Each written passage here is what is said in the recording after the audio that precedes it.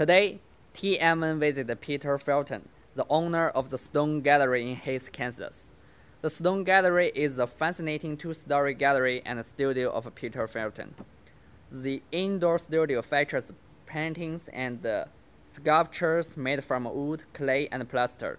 After Pete's professional carving, limestone comes to life at the Stone Gallery.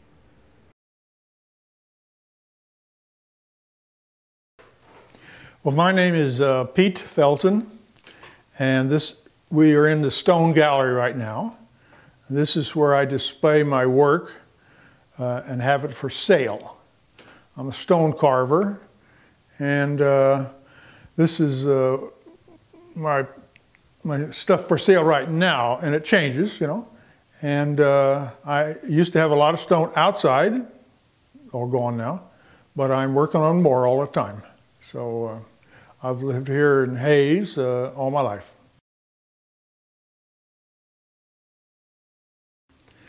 Well, the gallery here started in 1980. My dad owned this property here, and it was an apartment house, and I asked if I could turn it into an art gallery. He says yes, so it's been here for 34 years now.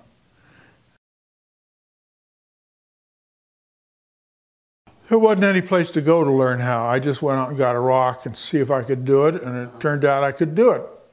And it was fun, and we have a lot of rock around here, so I just kept on doing it. I've been doing it ever since. And but there wasn't anybody around to teach. Yeah. But the tools are so simple. It only takes about 5 minutes for me to tell you everything I know about it. It's simple. You just chip it away. Yeah.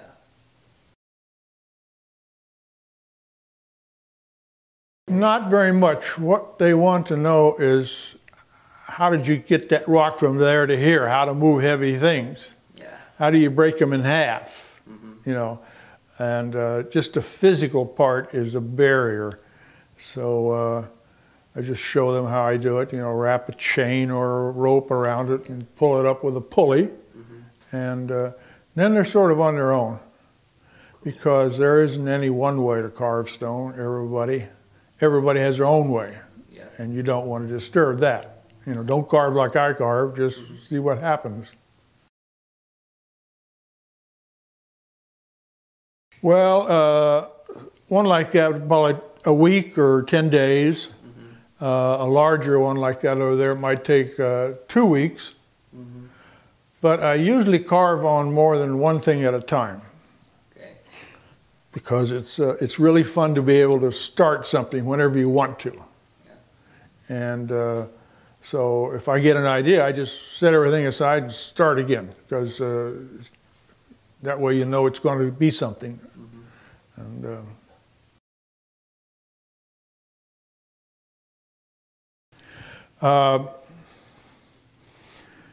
when I first started, I decided what I needed was confidence in that I could do what I wanted to do. So I drew some real precise little drawings and then tried to carve them out. And then you say, well, if I can do that, I can do anything, you know. But if you just start hitting away on it, or you hit too hard, break it too much, or something like that, well, it's a little scattered. You don't know what's going to happen. But with planning, first thing you got to do is make it sort of cut off the stuff you don't want. And then you clarify it in your mind by doing drawings. You say, okay, the head's going to be this big, and the body's going this direction, and if I look at it from the other way, how's it going to look?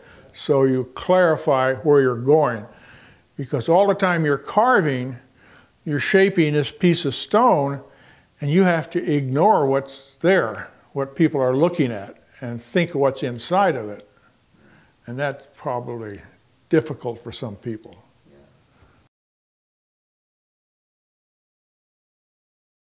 Well, I used to do a lot of commissions. That's what that means. Somebody asked me to do this thing. And quite often it's a large sculpture. So you may not have a stone, so you have to order one from some quarry somewhere. And it's starting to cost money, you know, you have to bring it here and set it up. So I've done a lot of that, but I stopped about 10 years ago just to carve what I want to carve. Like I did the big buffalo out at the fort there, and that was a very big piece of stone. It was 24 tons, and it took a couple years to carve it. And I didn't know if I could carve it or not.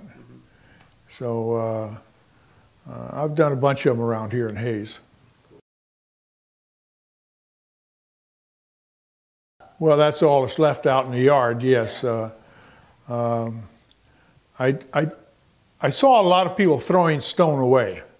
It's in the way, how do you get rid of it, you know? They just call me and I say, I'll come and get it.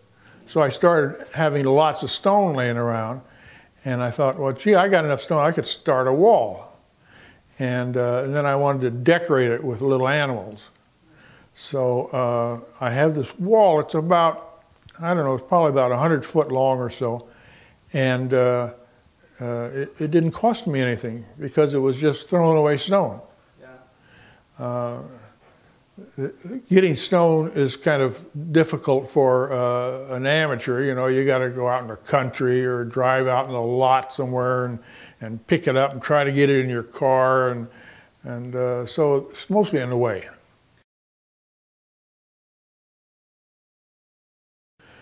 I didn't have much of a plan. And I just sort of like, well, I can go over this way, and what can I put in there? And you're limited by what stone you have. You don't have it all at once. You have to go get it, you know. And here's a nice big stone. I don't want to cut it up. I can make a bench out of it, something like that, you know. So it didn't have much of a plan. And then I wanted to build an arch. Now, building an arch is sort of an act of faith. What's going to hold it up, you know? The Egyptians didn't have arches, and the Greeks didn't have arches, you know, but the Romans did. And I said, I want to try to make an arch that I can walk through and see if it works. And it's, so I sort of studied how they did it, and it works.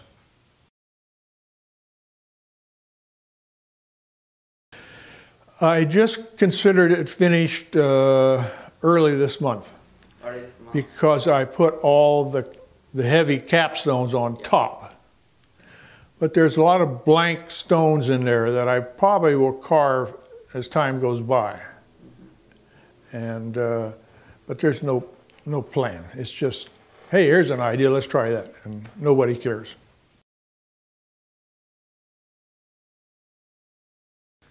Well, I started 26 years ago. 26 years ago. Yeah, and I didn't know it was going to be as tall as it is, or as heavy as it is, or as long as it is. So it just grew. Well, you sort of want to make a challenge, because carving something easy isn't much fun. So you try to make it a little more difficult each time. Knowing that you could probably finish it, you know, because if it doesn't finish it or breaks or something goes wrong, that's not fun. Right. You know, it's discouraging. But if you make a challenge you can fulfill, that's good. That's fun. Cool. At 81? What do you mean? How much are you planning for the future at 81? Oh, yeah, that's true. Yeah, it's just going along naturally, and I'm very healthy, and so I just go till I can't chip anymore. No, it's just fine. Everything's going fine, and no complaints. Okay, cool. Thank you. Okay, you're welcome.